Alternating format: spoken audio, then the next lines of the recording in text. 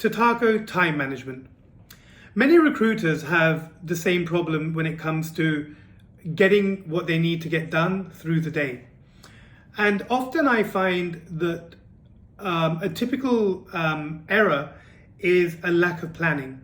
And therefore, when you come into the day, A, you're making up as you go along, B, things are coming at you and you're dealing with them as they come at you. So you'll get to the end of the day thinking, ooh, I wasn't very productive today, although I was very, very busy. I don't have any vacancies to show for it. I have no interviews to put up. And I have no candidates that have come to me saying that I'm interested in the role. And the reason for this is you just hadn't planned your day properly. Time is the most valuable commodity anybody has. There is no refund on time. So once it's gone forever. You know, money you might be able to get back, time you'll never get back. So make sure you use it wisely. Plan your day the day before, and make sure that you do some basic things. Like I'll give you an example of how to optimize on your time. A client, you've contacted a client, and the client says, yes, I'd like to see him. All right?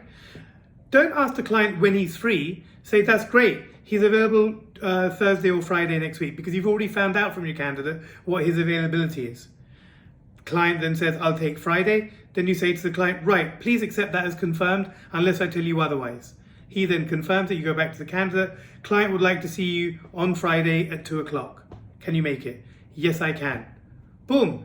Do you know how many phone calls you've just saved by not saying to the client, when can you make it? And when the client says, I can do Thursday or Friday, then you go back to the candidate and say, what day can you make out of Thursday and Friday?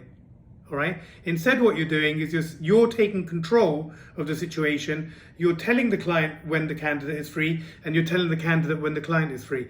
At any point when the client can't make it or the candidate can't make it, you can then deal with things accordingly.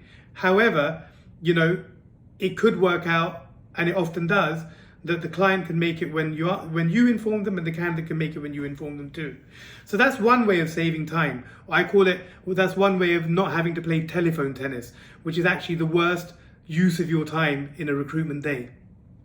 But just planning, really. You know, just making sure you know which phone calls you're going to make that day from the day before, in the morning and in the afternoon. Just making sure that you don't get distracted by emails that are coming in at you through the day that are not important, and that you stay on the project that you're actually working on. Because if you stop the project that you're working on and then start responding to every email that comes your way, you're not going to get that project finished. And then by the end of the day, you're going to be feeling quite unfulfilled because you never gave anything its due time and due attention and due respect, actually, to be frank with you.